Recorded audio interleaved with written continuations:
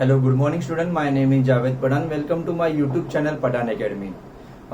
Last time हम लोग ने जो कमर्शियल मैथमेटिक्स का थर्ड वीडियो बनाया था, थर्ड वीडियो के अंदर हम लोग ने क्या देखा था, प्रॉफिट परसेंटेज, लॉस परसेंटेज। हम लोग ने दोनों भी फॉर्मूला अप्लाई करके सम सॉल्व किए थे और हम लोग ने कंडीशन के हिसाब से भी फॉर्मूला अप्लाई किए थे। किसी किसी में कंडीशन दी हुई थी, उसके हिसाब से हम लोग ने सम सॉल्व किए थे। तो आज का जो लेक्चर है, आज का जो वीडियो हम लोग ने बनाया है वो थर्ड वाला पार्ट है। थर्ड वाला पार्ट में क्या है, इंटरेस्ट हर एक को पता है कि हमारे डेली लाइफ में हम लोग इंटरेस्ट मतलब ये वर्ड हमेशा सुनते हैं। फॉर एग्जाम्पल इंटरेस्ट हम लोग लेने जाते हैं, मतलब कोई भी एक व्हीकल है, टू व्हीलर भी हम लोग लेते हैं, तो हम लोग मतलब वो मोस्ट ऑफ द पब्लिक है, इंडिया की पब्लिक, वो इंटरेस्ट मतलब जो भी बाइक्स, कार कुछ भी लेती है, होम फॉर एग्जांपल वो ईएमआई पे लेती है, मतलब वो लोन पे लेती है। तो वो लोन पे एक अमाउंट होती है फिक्स, उस फिक्स अमाउंट के ऊपर एक इंटरेस्ट पे करना होता है हमें। मतलब वो ज्यादा चाहते हैं, क्यों हम लोग इंटरेस्ट पे क्यों करते हैं? क्योंकि हम लोग डायरेक्टली उतनी अमाउंट फिलअप नहीं कर सकते या भर नहीं सकते या उतनी अमाउंट दे के मतलब उठा नहीं सकते, या मतलब पर्सनल रीजन कुछ भी रहेगा। लेकिन एक मेन रीजन तो यही होता है कि हम लोग उतनी अमाउंट डायरेक्ट पे करना नहीं चाहते, तो उसके रिलैक्सेशन के लिए हम लोग एक छोटा छोटा अमाउंट पे करना चाहते हैं। तो उसके ऊपर एक बैंक या जो भी थर्ड पार्टी है वो एक इंटरेस्ट चार्ज करती है। तो मतलब क्योंकि वो हमें इतना रिलैक्सेशन दे रही है, तो उसके हिसाब से वो परसेंटेज के ऊपर या एक अमाउंट मतलब इंटरेस्ट चार्ज करती है। अब इंटरेस्ट जो भी होता है मोस्ट ऑफ द क्या होता है, इंटरेस्ट के अंदर परसेंटेज में होता है, मतलब इतनी अमाउंट है, इतनी amount 8%, 9%। For example home loan के ऊपर हम लोग को मोस्ट ऑफ द 9% के एवरेज के आसपास मिलता है हम लोग को, कि 9% एवरेज वगैरह है। व्हीकल का भी वैसे ही होता है। फिर मोबाइल फोन या इलेक्ट्रॉनिक सामान भी हम लोग लेते हैं, ईएमआई पे लेते हैं या लोन पे लेते हैं, तो उसमें भी इंटरेस्ट लगता है। इंटरेस्ट देखो तुम लोग ने ये चीज ऑब्जर्व की रहेगी, हम लोग डाउन पेमेंट जो स्टार्टिंग का जो पेमेंट जितना ज्यादा करते हैं और बाकी जो बची हुई अमाउंट है हमारी उसके ऊपर हम लोग लोन अप्लाई करते हैं या ईएमआई अप्लाई करते हैं, तो उसके ऊपर इंटरेस्ट लगता है वो थोड़ा सा कम रहता है। जितना ज्यादा अमाउंट तुम लोग पे करो, क्योंकि उतनी अमाउंट उनके पास जा रही है ना, तो इसके वजह से तो ये इंटरेस्ट है। तो इंटरेस्ट वाला जो पार्ट है वो आज हम लोग स्टडी करेंगे। उसके अंदर दो टाइप के इंटरेस्ट है, एक होता है सिंपल इंटरेस्ट और एक होता है कंपाउंड इंटरेस्ट। सिंपल इंटरेस्ट ये नाम के जैसा ही सिंपल है, जिसके अंदर एक सिंपल से मतलब कुछ वर्ड्स रहेंगे जिसकी वैल्यू हमें पुट करनी रहेगी, सॉल्व करनी रहेगी। कंपाउंड इंटरेस्ट में थोड़ा सा कंडीशन चेंज है। कंपाउंड इंटरेस्ट में दोनों भी टाइप आएगा। अच्छा, दोनों सॉल्व करने से हम लोग कैसा पता चलेगा हमें इंटरेस्ट मतलब कौन सा फॉर्मूला यूज करना है, सिंपल या कंपाउंड? तो इसके लिए घबराना नहीं है। देखो सिंपल है, हम लोग मैं स्टार्टिंग से हमेशा हर एक लेक्चर में यही बात बोलता हूँ, कोई भी हम लोग मैथ्स का क्वेश्चन सॉल्व कर रहे हैं तो एक सम है या मतलब कोई एक टाइप है, हमें कोई एक मेथड दिया सॉल्व करने के, लेकिन उसके हम लोग 2-3 टाइप से सॉल्व कर सकते हैं। लेकिन 2-3 टाइप्स में भी फॉर्मूला डिफरेंट है, लेकिन आंसर एक ही आएगा। लेकिन हमें पता कैसे चलेगा कि हमें कौन सा फॉर्मूला अप्लाई करना है? तो ये सारा मतलब किसके ऊपर डिपेंड रहेगा, क्वेश्चन के डेटा के ऊपर। क्वेश्चन में डेटा क्या दिया हुआ है, तो उस डेटा के हिसाब से हम लोग फॉर्मूला अप्लाई करेंगे, उसकी वैल्यू पुट करेंगे और सॉल्व करेंगे।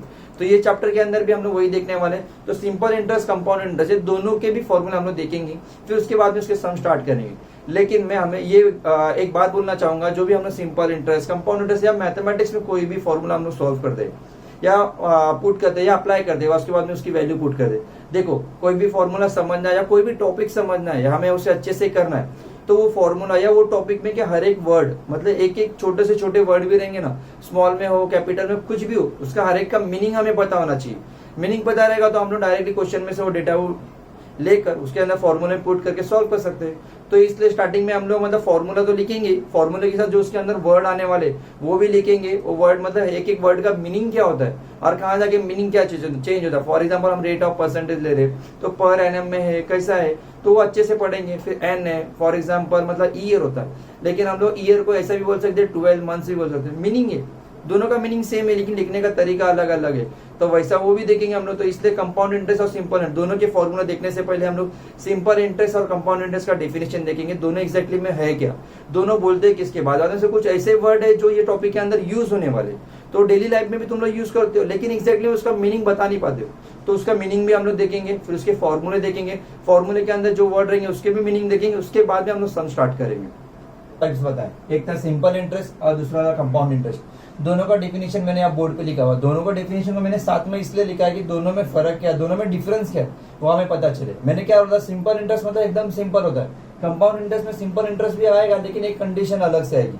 तो दोनों में डिफरेंस क्या है, फिर दोनों के फॉर्मूले बाद में देखेंगे। लेकिन वो फॉर्मूले में यूज होने के पहले कुछ ऐसे वर्ड रहेंगे जो हमें यूज करने हैं, वो मतलब सम सॉल्व करते समय आएंगे। डायरेक्टली हमें ऐसा डायरेक्टली क्वेश्चन में डायरेक्ट रेडीमेड डेटा नहीं दिया रहेगा, थोड़ा सा रोटेट करके, थोड़ा सा मतलब डाइवर्ट करके हमें दिया रहेगा। तो उसमें कौन से वर्ड आ सकते हैं। फॉर एग्जाम्पल मैंने बताया 1 ईयर और 12 मंथ्स, दोनों का मीनिंग सेम है लेकिन लिखने का तरीका अलग अलग है। तो ऐसे क्वेश्चन के अंदर कौन से वर्ड आ सकते हैं, तो ये 2 डेफिनेशन के बाद मैं वो लिखा के दूंगा और उससे अच्छे से एक्सप्लेन भी कर लूंगा। तो तुम लोग नोट भी कर लेना, टेक्स्ट बुक में भी दिया हुआ है, ठीक है। चलो स्टार्ट करते, सिंपल इंटरेस्ट का डेफिनेशन देखते हैं पहले। यहाँ इन्होंने लिखा simple interest. What is the simple interest? Interest calculated only on the principal और ओरिजिनल अमाउंट। मतलब सिंपल इंटरेस्ट किसके ऊपर कैलकुलेट होता है? ओरिजिनल अमाउंट और प्रिंसिपल अमाउंट के ऊपर, बाकी कोई वैल्यू नहीं है इसके ऊपर, सेलिंग प्राइस वगैरह समथिंग वगैरह कुछ भी नहीं है। सिर्फ देखो फिर से मैं रीड कर रहा हूँ, सिंपल इंटरेस्ट, इन्होंने क्या लिखा? Interest calculated only on the principal और original amount of a loan. मतलब जो भी लोन की अमाउंट ओरिजिनल अमाउंट होती है उसके ऊपर हम लोग क्या करते हैं बेटा? सिंपल इंटरेस्ट सॉल्व कर दे, ठीक है। सिंपल इंटरेस्ट का फॉर्मूला मैं बाद में बताऊंगा, इसके बाद आएगा फॉर्मूला आने के बाद तुम लोगों को खुद को समझ में आ जाएगा, ठीक है। लेकिन उसका मीनिंग भी हमें पता होना चाहिए कि एग्जैक्टली में होता है क्या। सिंपल मतलब हम लोग सिंपल क्यों बोल रहे हैं? क्यों? क्योंकि वो प्रिंसिपल और ओरिजिनल अमाउंट ऑफ लोन उसके ऊपर ही हम लोग फाइंड आउट कर सकते हैं, इसलिए उसको हम लोग बोलते हैं सिंपल इंटरेस्ट, ठीक है। अभी कंपाउंड इंटरेस्ट देखो, अभी ये रीड करने के बाद इसमें से तुम लोग को पता चलेगा दोनों में डिफरेंस क्या है।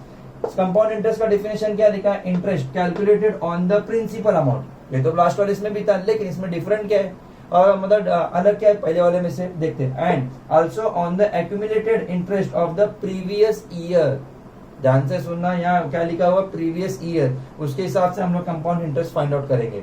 सिंपल इंटरेस्ट में ऐसा कुछ भी नहीं था, सिंपल इंटरेस्ट में एक ही फोकस था, प्रिंसिपल और जो उसका ओरिजिनल अमाउंट ऑफ लोन है वही। लेकिन इसमें कैसा था? इसमें प्रिंसिपल अमाउंट तो है ही, लेकिन ऑल्सो ऑन द एक्यूमुलेटेड वो भी करना है हमें, किसका? Interest of the previous year, तो उसका भी। तो ये दोनों में ये डिफरेंस है, ध्यान से देखना, ध्यान से समझो अच्छे से, कुछ मतलब एकदम ज्यादा कंफ्यूजन वाली चीज नहीं है। सिर्फ 2 ही टॉपिक है इसका ना इंटरेस्ट में, एक सिंपल इंटरेस्ट है जो मैंने बताया। सिंपल इंटरेस्ट कहाँ कैलकुलेट कर रहे हैं हम लोग? प्रिंसिपल अमाउंट पे और ओरिजिनल अमाउंट ऑफ लोन उसके ऊपर। लेकिन कंपाउंड इंटरेस्ट क्या होता है? वो प्रिंसिपल अमाउंट तो होता ही है, लेकिन also on the accumulated interest of previous year, ठीक है।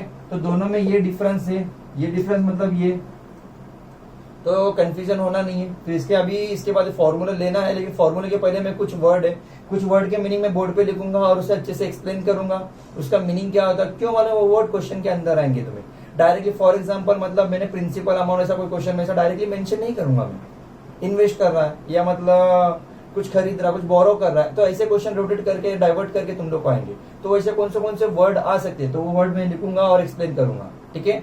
तो ये कॉपी कर लो स्टूडेंट।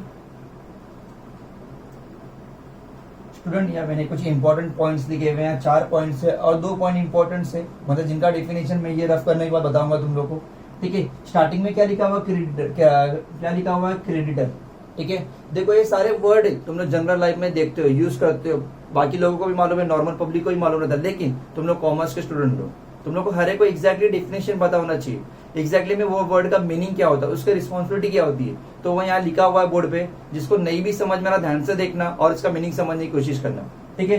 स्टार्टिंग में क्या लिखा हुआ? मैंने क्रेडिटर लिखा हुआ है, फिर ये क्रेडिटर होता क्या है और नीचे लिखा क्या लिखा? डेब्टर लिखा हुआ है। दोनों में डिफरेंस क्या है डायरेक्टली समझ में आएगा। देखो रीड करने के बाद, जो क्रेडिटर होता है वो क्या होता है? The person who lends money, देखो ये वर्ड लेंड्स मनी, और जो डेब्टर होता है उसका मीनिंग क्या होता है? The person who borrows money. दोनों में डिफरेंस देखो, दोनों वर्ड का, एक में लेंड्स मनी एक में बोरोज मनी। तो ये जो क्रेडिटर है, जो क्रेडिट दे रहा है, the person who lends money है, तो ध्यान से मीनिंग समझ लेना उसका। और जो डेब्टर है वो क्या लिखा हुआ? The person who borrows money, ठीक है।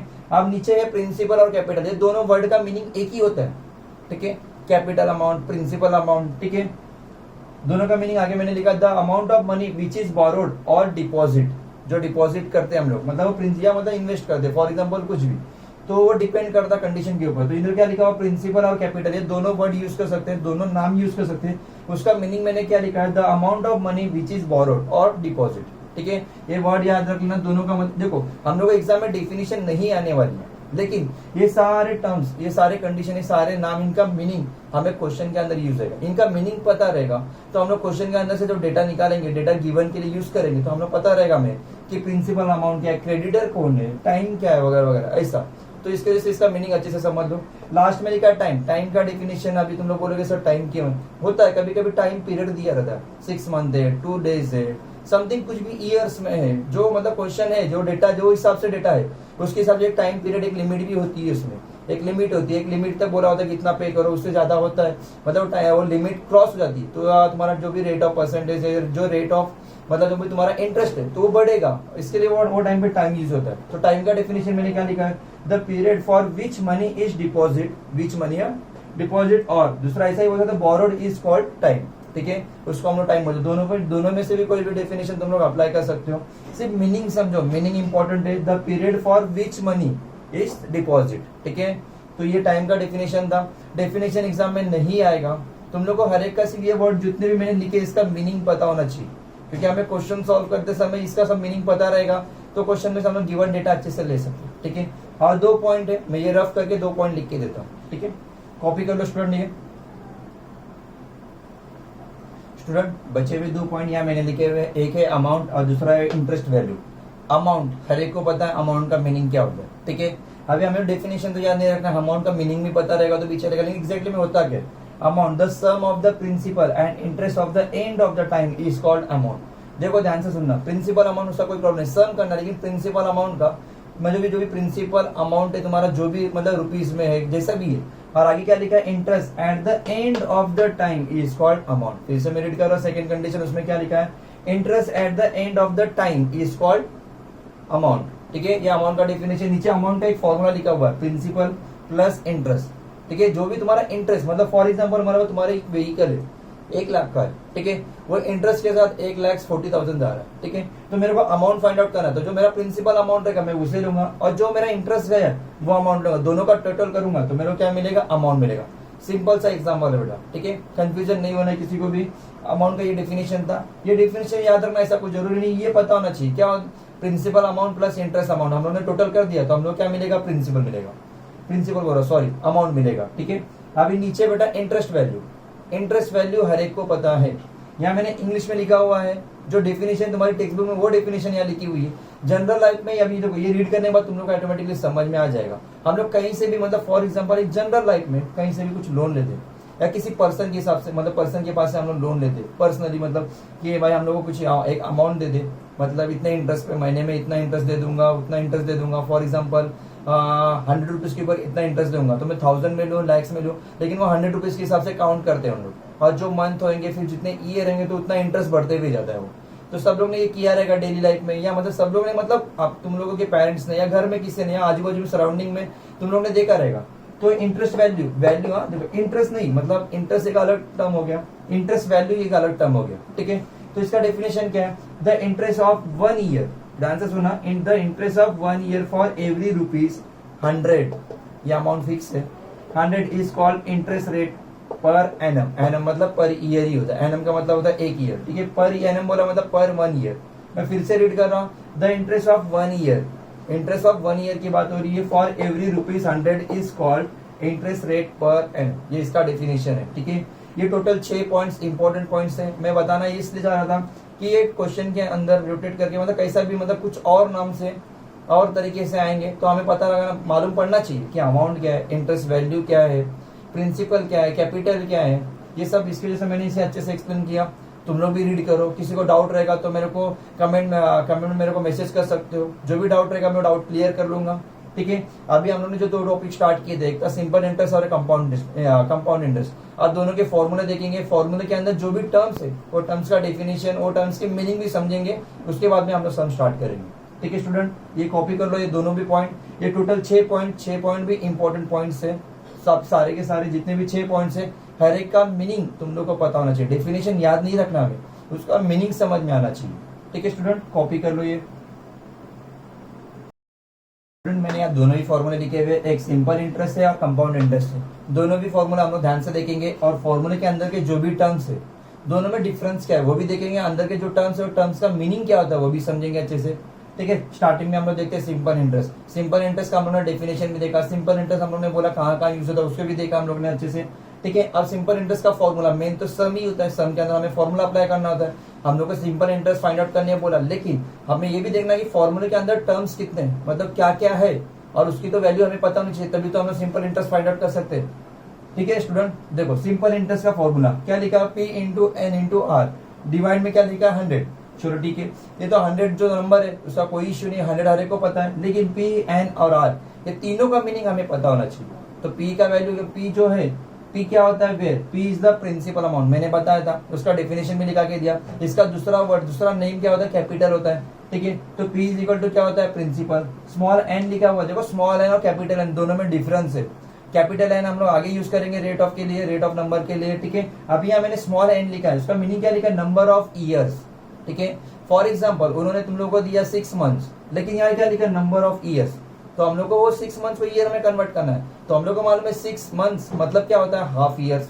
तो ऐसा तुम लोग को काउंट करना, मतलब एग्जैक्टली में हम लोग क्या कर रहे हैं, वो 6 मंथ्स मतलब जितने भी मंथ्स रहेंगे, इन्होंने ईयर में पूछा है, तो उस मंथ्स को हम लोग डिवाइड करेंगे, किससे डिवाइड करेंगे, 12 से। हम लोग 12 से क्यों डिवाइड कर रहे हैं, क्योंकि 12 जो है 12 मतलब एक ईयर मतलब कितने मंथ्स होते हैं, 12 मंथ्स होते हैं। तो उन्होंने हम लोग को ऑलरेडी मंथ्स में दिया रहेगा, तो हम लोग उसको डिवाइड किससे करेंगे, 12 से करेंगे, तो हम लोग ऑटोमेटिकली क्या मिलेगा, ईयर मिलेगा, ठीक है। तो जो भी आंसर रहेगा हाफ रहेगा, 2/3 समथिंग कोई भी रहेगा, हमें ये याद रखना है कि उसे पॉइंट में आंसर नहीं निकालना है, हमें उसे रेशियो के फॉर्म में ही रखना है या नॉर्मल इंटीजर के फॉर्म में रखना है। लेकिन माइनस मतलब माइनस बोल रहा हूँ मैं, डिवाइड करने के बाद मतलब जो पॉइंट में, फॉर एग्जांपल मेरे को हाफ ईयर मिलता है, हाफ को हम लोग 0.5 भी लिख सकते हैं, लेकिन नहीं लिखना है हमें, क्योंकि कैलकुलेशन करने इजी पड़ेगा रेशियो के फॉर्म में, इसलिए मैं मना कर रहा हूँ। बाकी ऐसा कुछ कंपलसरी रूल नहीं है, ठीक है। फिर लास्ट में लिखा है स्मॉल आर, देखो स्मॉल आर और कैपिटल आर दोनों में डिफरेंस है। जब कैपिटल आर आगे आएगा तो मैं उससे अच्छे से एक्सप्लेन करूंगा, ठीक है। अभी स्मॉल आर लिखा है, सिंपल इंटरेस्ट की बात हो रही है, तो स्मॉल आर का मीनिंग क्या होता है, rate of interest per annum, ध्यान से देखना, पर एनम बोला है, एनम मतलब ईयर, ठीक है। Rate of interest per annum, ये तुम्हें अमाउंट दी रहेगी 8%, 5%, 10, 20 समथिंग जो भी दिया रहेगा, यह एक अमाउंट में दी रहेगी, तो हमें इसकी वैल्यू परसेंटेज में फाइंड आउट करना रहेगा, या परसेंटेज दिया रहेगा, ये समझो तीनों वैल्यू गिवन है और हमें बोला कि सिंपल इंटरेस्ट फाइंड आउट करो, तो तीनों वैल्यू हम लोग यहाँ पुट करेंगे, डिवाइड बाय 100 करेंगे, जो हमें आंसर मिलेगा वो हमारा फाइनल आंसर रहेगा।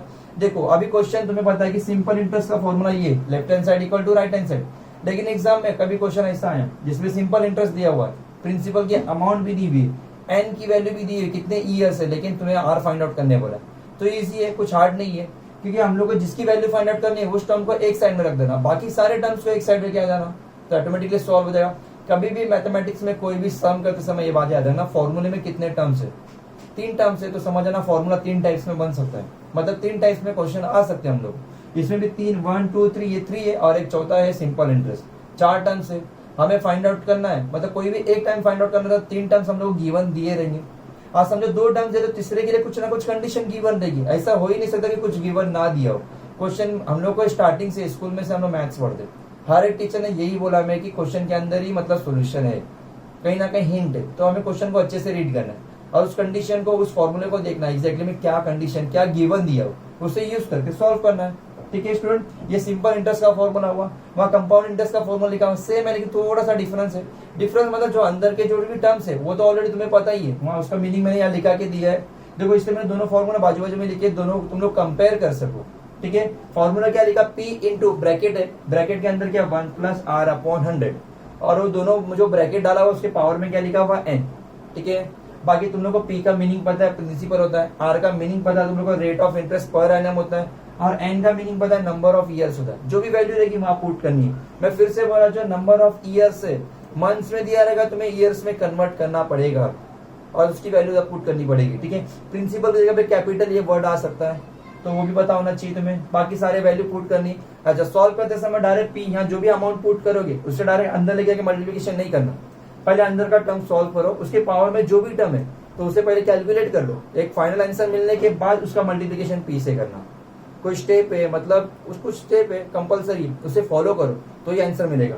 पी को हम लोग डायरेक्टली अंदर लेके नहीं जा सकते, क्यों? क्योंकि उसके पावर में एक टर्म, अब वो टर्म 0 हो 1 हो कोई इशू नहीं, लेकिन उसे पूरा सॉल्व करना पड़ेगा, उसे नॉर्मल फॉर्म में लेकर आना पड़ेगा, मतलब इंटीजर्स में, माइनस में प्लस में कोई इशू नहीं, आना चाहिए। उसके बाद हम लोग प्रिंसिपल अमाउंट से मल्टीप्लिकेशन करेंगे, ठीक है स्टूडेंट। ये दोनों, ठीक है स्टूडेंट, हम लोगों ने सिंपल इंटरेस्ट और कंपाउंड इंटरेस्ट दोनों का डिफरेंस फॉर्मूला, दोनों की फॉर्मूला में क्या डिफरेंस है वो भी देखा, लेकिन अंदर सब लोग ने एक चीज नोटिस की रही है, अंदर जो भी टर्म्स है दोनों भी सेम ही है। मतलब फॉर एग्जाम्पल पी मतलब प्रिंसिपल, आर मतलब रेट, और एन मतलब ईयर्स। मैंने एन का भी पूरा अच्छे से मीनिंग बताया कि मंथ्स में दिया है तो हमें ईयर्स में कन्वर्ट करना है। तो ईयर्स में कैसा कन्वर्ट करना है? 12 से डिवाइड करना है, मतलब जो भी नंबर रहेगा, जो भी मंथ्स में दिया रहेगा उसे 12 से डिवाइड करना है। तो जो भी आंसर आएगा उसे रेशियो के फॉर्म में ही रखना, पॉइंट के फॉर्म में मत लिखना। पॉइंट के फॉर्म में लिखा तो भी कोई इश्यू नहीं है, लेकिन तो भी ट्राई करना कि रेशियो के फॉर्म में रहो। क्यों मालूम है? हमें कैलकुलेट करते समय देखो ये इंटू और डिवाइड के फॉर्म में, ये भी इंटू और डिवाइड के फॉर्म में, मतलब कैलकुलेट करते समय हमें इजी पड़ेगा, रेशियो का फॉर्म रहेगा तो, ठीक है। तो ये दोनों में डिफरेंस है, दोनों के फॉर्मूले अच्छे से देख लो, ठीक है, इजी है। हम लोग अभी नेक्स्ट लेक्चर के टाइम पे सिंपल इंटरेस्ट और कंपाउंड इंटरेस्ट जो इसके ऊपर एक्सरसाइज के ऊपर जो भी सम है वो सम सॉल्व करने के लिए स्टार्ट करेंगे। मैंने आज जितना भी मतलब बताया तो उसे स्टार्टिंग से लेके सिंपल इंटरेस्ट, कंपाउंड इंटरेस्ट, उसका डेफिनेशन, नॉर्मल इंटरेस्ट का भी डेफिनेशन स्टार्टिंग में हम लोग ने क्लियर किया था। उसके बाद में कुछ इंपॉर्टेंट पॉइंट्स लिए थे कि जो वर्ड एग्जाम्पल के अंदर आ सकते, तो वो पॉइंट्स, वो जो भी पॉइंट्स थे वो पॉइंट्स का मीनिंग क्या होता है। देखो डेफिनेशन एग्जाम में नहीं आती, पहली बात तो ये समझ लो, हम लोग को उसका मीनिंग पता होना चाहिए। कोई भी फॉर्मूले का, कोई भी स्टेटमेंट का, कोई भी मतलब हम लोग यूज कर रहे स्टेटमेंट, थ्योरम्स, कुछ भी हो मैथ्स में, उसके हर एक वर्ड का हमें मीनिंग पता रहेगा तो हम लोग कोई भी सम आराम से सॉल्व कर सकते, ठीक है। तो इसलिए मैंने कुछ पॉइंट्स लिखा के दिए थे, 6 पॉइंट्स लिखा के दिए थे। वो 6 पॉइंट्स रीड करो, स्टडी करो, नहीं समझ में आते तो कमेंट करो, फिर मैं फिर से अच्छे से एक्सप्लेन करता और एक वीडियो बना दूंगा मैं उसके ऊपर। लेकिन समझ लो, बेसिक क्लियर रहेगा तो तुम्हारे लिए फायदा रहेगा। उसके बाद में हम लोग ने देखा सिंपल इंटरेस्ट का फॉर्मूला लिखा, फिर यहाँ कंपाउंड इंटरेस्ट का फॉर्मूला लिखा। उसके अंदर जो भी वर्ड थे, प्रिंसिपल था, एन फॉर ईयर्स था, आर जो रेट ऑफ परसेंटेज था, मतलब उसका भी मैंने डेफिनेशन नीचे मीनिंग बताया कि वो क्या होता है, दोनों फॉर्मूले में डिफरेंस क्या है वो भी बताया। और कोई और फॉर्मूला भी आता है तो हम लोग नेक्स्ट लेक्चर में लेंगे उससे। और इसके ऊपर के जो दोनों भी सिंपल इंटरेस्ट और कंपाउंड इंटरेस्ट, इसके ऊपर के जो भी सम है हम लोग नेक्स्ट मतलब जो भी नेक्स्ट वीडियो में बनाऊंगा उसके अंदर मैं सॉल्व करूंगा, ठीक है स्टूडेंट। वीडियो अच्छा लगे तो लाइक जरूर करना, सब्सक्राइब करना। जो भी तुम्हारे फ्रेंड सर्कल में जो भी स्टूडेंट, जो भी फ्रेंड्स है जो क्लासेस वगैरह नहीं जा सकते, तो उनको ये वीडियो शेयर करना। अभी मैं कमर्शियल मैथमेटिक्स, कॉमर्स के वीडियो ले रहा हूँ, साइंस के भी वीडियो बना रहा हूँ मैं। जैसे जैसे वीडियो बनते जाएंगे अपलोड करते हुए जाऊंगा। 11th स्टैंडर्ड के और 12th स्टैंडर्ड के स्टूडेंट लोग के लिए मैं ये बोलना चाहूंगा कि जो क्वेश्चन बैंक बोर्ड की तरफ से आया, स्टेट बोर्ड की तरफ से आया, तो 12th कॉमर्स और 12th साइंस दोनों के भी जो क्वेश्चन बैंक का सोल्यूशन है उसका भी वीडियो मैं बनाने वाला हूँ जल्द, और जल्दी से अपलोड करूंगा मैं, ठीक है स्टूडेंट। Thank you.